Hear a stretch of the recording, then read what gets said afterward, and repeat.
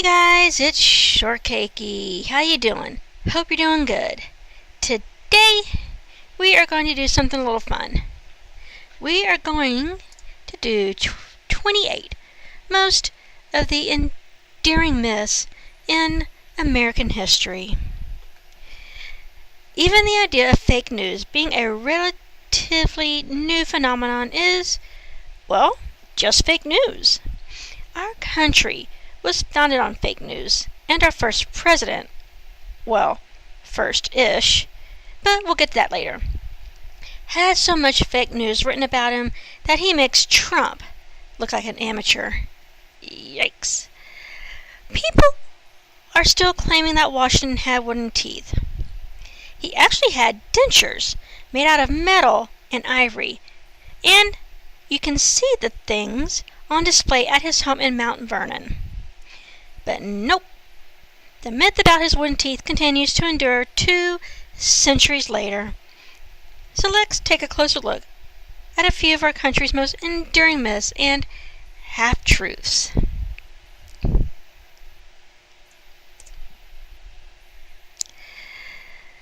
A young George Washington cannot tell a lie. According to legend, when George Washington was just 6 years old, he chopped down his dad's cherry tree with a hatchet. When his dad confronted him about it, George supposedly confessed to everything, claiming, "I cannot tell a lie." A nice tale, if only it was true. Turns out, the story first appeared in an 1806 biography of Washington, whose writer admitted that he was just trying to show how our most beloved president's unparalleled rise and elevation were due to his great virtues.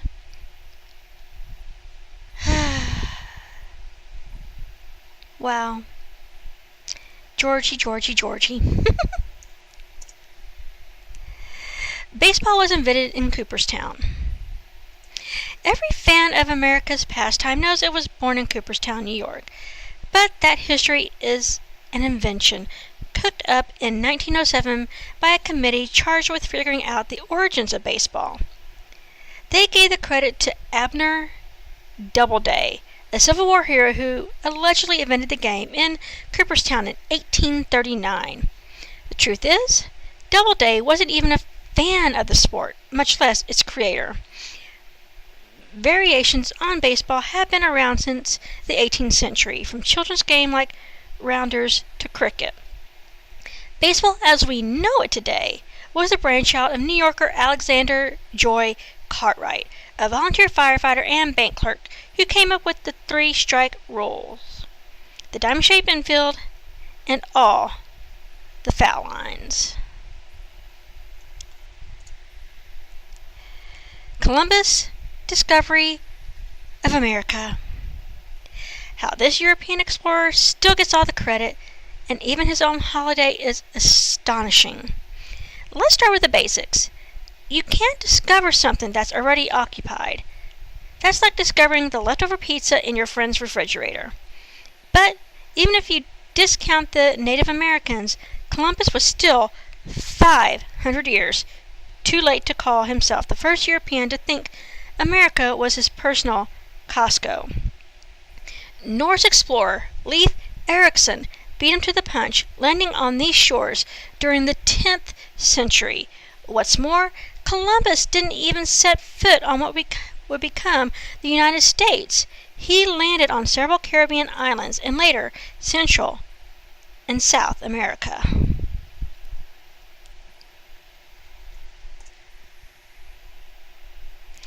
Witches were burned at the stake at Salem. If you're looking for examples of epic jerkdom, you can't do much better than the witch trials of Salem, Massachusetts. Between February 1692 and May 1693, nearly 200 people were accused of practicing the devil's magic, including the utterly homeless and a 4-year-old girl who was grilled on the stand. Most were jailed, but 19 were hanged on what would soon to be known as Gallows Hill, and a 71-year-old man was crushed with heavy stones. But nobody got burned. Not a single person ever shouted out like a character from a Monty Python sketch. "She's a witch! Burn her!" Sorry. But I'm pretty sure there were some burned, though. Paul Revere's Midnight Ride. Paul Revere shouting, "The British are coming!" in the streets would have been the modern-day equivalent of running down Times Squares in New York and shouting, "The Americans are coming!" At that point, the colonies were still technically British, and not everybody was cool with the idea of a revolution. More likely, Paul Revere, and he was just one of the dozens assigned to put the word out in Boston, whispered his alarm, and instead of warning the British, like he said, "The regulars are coming out," he likely said. We have Henry Wadsworth Longfellow's patriotic poem to thank for anybody even knowing Paul Revere's name at all. Benjamin Franklin thought turkeys should be our national bird. Misinterpreting jokes isn't unique to our century. Writing to his daughter from Paris in 1784, Benjamin Franklin complained to his daughter, Sarah, that the newly formed United States was seriously considering the bald eagle as their national symbol. The bald eagle had a bad moral character, Franklin wrote, and was a rank coward. Wow. Who does not get his living honestly because it just steals food from other birds and is too lazy to fish for himself. Yikes, Ben. He noted that the proposed drawing of a turkey looked more like a turkey, which he joked that was a better idea, as the turkey is a true original native of America, and a bird of courage who would not hesitate to invade his farmyard with a red coat on. If only he'd remembered to include a smiley face emoticon, nobody would have been confused. Walt Disney drew Mickey Mouse. The legendary animation pioneer, the guy who made "I'm going to Disneyland" the most common expression of celebration in the free world, didn't actually draw his most famous creation. Sure, Mickey Mouse was his idea, and he provided the voice. But everything iconic about Mickey Mouse, the pancake ears, the red shorts, are the creation of UB Iwerks, Disney's favorite animator. The next time you see someone somewhere wearing a Mickey Mouse shirt, be sure to tell him, "I see if you're a fan of UB Iwerks."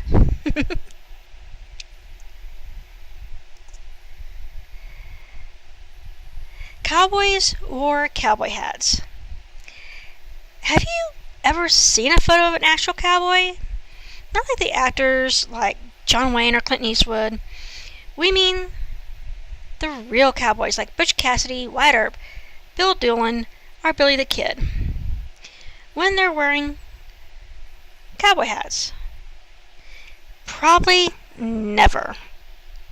Real cowboys from the American frontier, both good guys and the bad guys, had no interest in those big, bulky Stetsons that everyone associates them with. The most popular headgear among the 19th century gunslingers was the bowler, sometimes called derby. Don't know what Billy the Kid was wearing in his most iconic photo. Maybe an almost crushed top hat?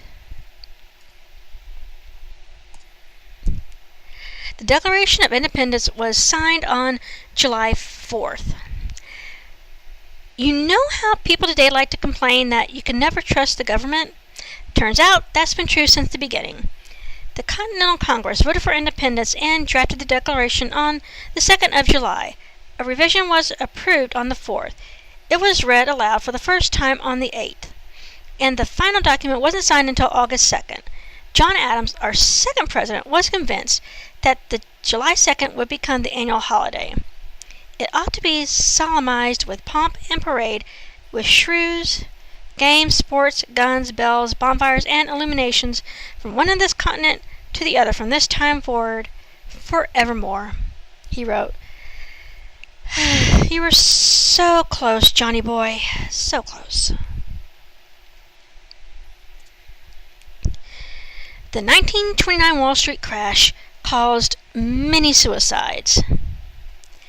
Black Tuesday, October 24th, 1929, is still considered the most shocking stock market crash in U.S. history, not just because of the financial devastation, but because of the bodies that apparently rained from the sky in New York and other cities as financially ruined investors jumped from the skyscrapers. Except, well, whoops, it didn't really happen. There were only 2 suicides by jumping from tall buildings after the Wall Street crash, and one of them was an elderly female clerk named Hulda Borowski, who may or may not have made the leap because her stocks have plummeted.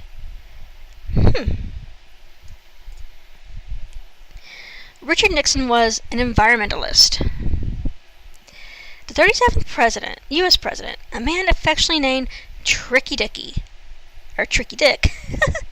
did pass quite a bit of legislation during his administration that could be construed as environmentally friendly. His signature gave the EPA and the Safe Drinking Water Act, among others. That's what he gave us. And then again, this was during a period which many U.S. rivers were on fire and smog-filled air clogged the cities. If you're a president in a country that's overrun with zombies saying, "Hey, let's do something about all these zombies," not a bold stance. Also, Nixon once purportedly told leaders at the Ford Motor Company that environmentalists wanted to go back and live like a bunch of damned animals. They're a group of people that aren't really one damn bit interested in the safety of or clean air. What they're interested in is destroying the system. Kind of harsh there, don't you think? Pocahontas fell in love with John Smith. Never get your history from Disney movies. The essence of Pocahontas, John Smith's story, is true. A young Native American girl did befriend an Englishman, and their relationship may have saved the Jamestown colony. But Pocahontas was just 12, which would make a romantic relationship with a 28-year-old dude just gross, even by 17th century standards. Also, her real name wasn't Pocahontas. It was just a nickname, roughly translated as Little Playful One or Little Mischief. Her more formal names, she had several, included Matoka, and Amunet.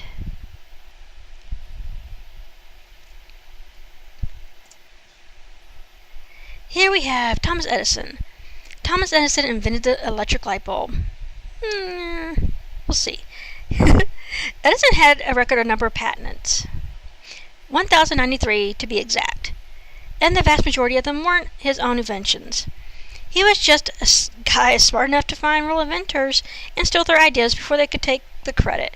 Edison got the patent for the light bulb in 1880, but its true father was Warren de la Rue, a British astronomer and chemist who created the first light bulb 40 years earlier.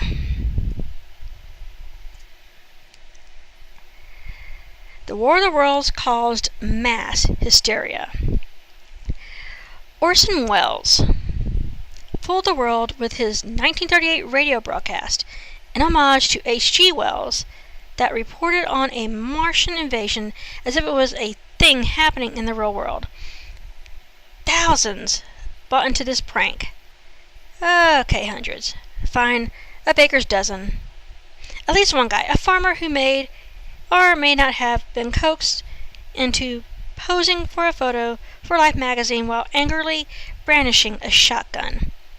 The point is, Orson Welles tried to trick listeners into thinking we were under attack from extraterrestrials, and at least one guy in overalls believed him. So obviously, mass hysteria. Betsy Ross designed and sewed the first American flag. The only proof we had that Betsy Ross had anything to do with creating the American flag came from her grandson William Canby, who argued in 1870, a full decade plus since the events in question, that his Gam Gam came up with the whole idea. You'll forgive us if that sounds fishy. Betsy, at least, had one contribution to the flag. She suggested the 5-pointed star instead of the 6-pointed one because it'd be easier to sew. The real creator was likely Francis Hopkinson from New Jersey, who signed the Declaration of Independence and designed many seals for the U.S. government departments. When he tried to get paid for coming up with the American flag, it was denied by the Board of Admiralty, on the grounds that he was not the only one consulted. Ouch! Thanksgiving. Pretty much everything you know about Thanksgiving isn't true. The story we're told time and time again is about pilgrims having a happy meal with the Native Americans and everybody realizing, hey, we're not so different from each other after all. Let's have some turkey and stuffing to celebrate. Nope. The real story involves plagues and the pilgrims showing up because they thought the Native Americans were sick or dead, so it'd be easy to steal their food. It's probably closer to the holiday experience many people experience today with all the screaming and tears and accusations and hurt feelings. Just add in a lot of more violence to make it more realistic.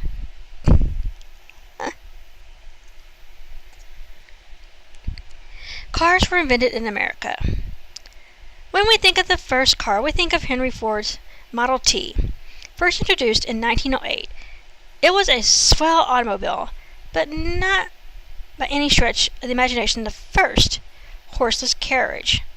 That happened back in the 19th century when European engineers like Carl Benz and Emile Levasseur were making automobile innovations that were light years ahead of Ford. Benz patented the first automobile in 1886. Ford wasn't even the first to sell cars in the U.S.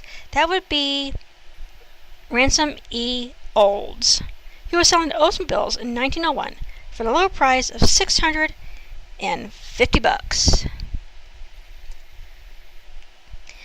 Lincoln was 500% against slavery. Abraham Lincoln may have given us the Emancipation Proclamation in 1862, but he had complicated and conflicting ideas about slavery.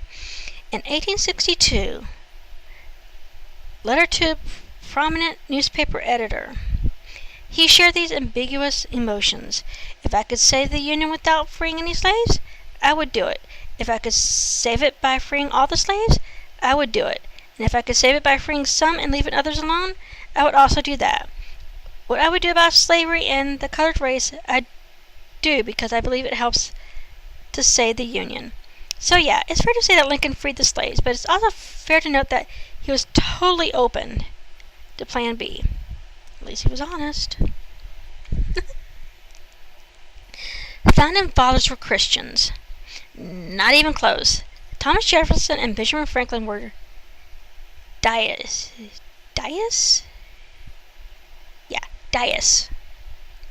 Which means they believed in God, but just not one with holy books and commandments written in stone. George Washington was Episcopalian, though not a strong enough believer to summon a pastor on his deathbed. John Adams, a Unitarian, claimed that the government of the United States is not in any sense founded on the Christian religion. Also, there's that weird pyramid with the eye on the dollar bill. I mean, come on. What's that about? Illuminati. Einstein was bad at math. It's one of those stories that people with bad grades love to tell. Sure, I flunked my math test, but so did Einstein. Yeah, sorry to bust your bubble, but that's in no way true. Einstein was always brilliant, even at an early age. The story that he was terrible at math was invented by a Ripley's Believe It or Not newspaper column in the 30s, with the clickbaiting before clickbaiting was a thing title. Greatest living mathematician failed in mathematics. When a Princeton rabbi shared this story with Einstein in 1935, he just laughed and said, I never failed mathematics. Before I was 15, I had mastered differential and integral calculus. You go, Einstein. The Battle of the Alamo was fought to keep America free. You'd think with the constant reminders to remember the Alamo that somebody would have realized that what was being remembered maybe wasn't all that noble. The 250 or more Americans who died at the Alamo weren't fighting for freedom, just the opposite. In fact, Texas was still technically part of Mexico after its War of Independence from Spain, but slavery was banned from Mexico in 1829, which didn't make any Texans happy. They wanted to keep their slaves, and General Santa Anna was like, nope. So they holed up in the Alamo in San Antonio until, well, you know the rest. Feminists burn their bras. Where did we get the idea that feminists burn their bras? It's likely started with the women's liberation protest in Atlantic City, New Jersey, during the 1968 Miss America pageant, where bras and other instruments of torture like girdles and high-heel shoes were dumped into a trash can and set ablaze. But that was just the first and last time a bra was burned in the U.S. as an expression of female power. America single-handedly beat Hitler. The U.S. definitely played a huge part in defeating the Nazis in World War II, but taking credit for this war is like the guy who shows up at the end of the bar fight and gets a few kicks in. The Nazis were largely defeated by the Soviet Union, and we helped out. For better or for worse, that's the real story. We lost 1.3 million lives in World War II, which is a drop in the bucket compared to the Russians, who lost a staggering 25 million. The Puritans came to the New World seeking religious freedom. The problem with that sentence is the freedom part. It all started in 1593 when the Protestant separatists emigrated to Holland from England for the chance to practice their religious preferences without interference. The only problem? Holland allowed too much religious freedom, given free rein to Judaism and Catholicism, and even atheism. It was too much for their pure Puritan hearts. So they jumped on the Mayflower and went looking for a new world. Charles Lindbergh was the first to make a solo transatlantic crossing in an airplane. It's kind of a weird thing about the word like first. It makes everything seem more significant and special. When Charles Lindbergh took his solo flight between New York to Paris in 1927, it was definitely historic. And shouldn't that be enough? Does it take anything away from Lindbergh's flight to mention that another plane did it 8 years earlier, in 1919? Piloted by British aviators Alcock and Brown, they'd flown non-stop from Newfoundland to Ireland in a Vickers Vimy biplane.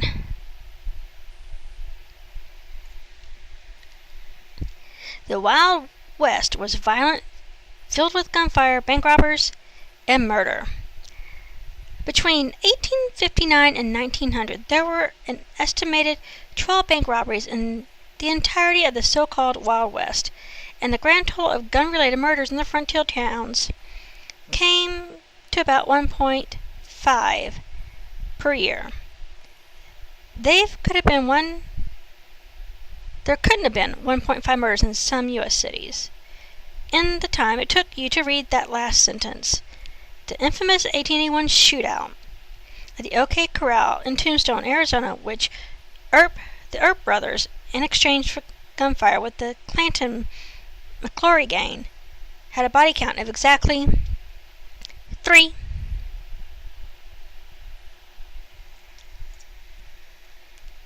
The Star-Spangled Banner is an American tune composed in the U.S. To be fair, the words were written in the U.S. by the poet Francis Scott Key. It was originally about Fort McHenry in Baltimore, which successfully fought off the British Navy in 1814. But the music, the notes, we all know by heart, even when we don't remember the words, was originally an old 18th century British drinking song called To Anserone in Heaven. Anacreon in Heaven. About a men's social club called the Anachronic Society, where there was a lot of booze, fiddle playing, apparently some sample lyrics. Voice, fiddle, and flute no longer be mute. I'll lend you my name and inspire you to boot. And besides, I'll instruct you to like me to entwine the myrtle of Venus and Bacchus fine. Not a lot of our flag was still there, patriotism, but if you ever garbled the song before a baseball game, you know the spirit is the same.